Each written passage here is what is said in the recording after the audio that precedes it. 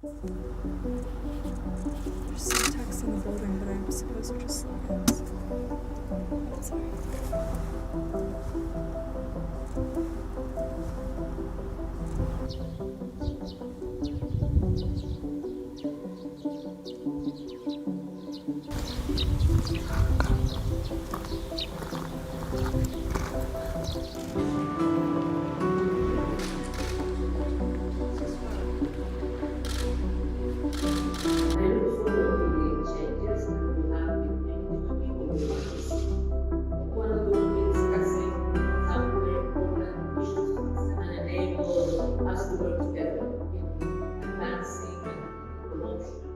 你提到的这份所谓的评估报告，是美国及一些西方势力一手策划制造的，完全非法无效。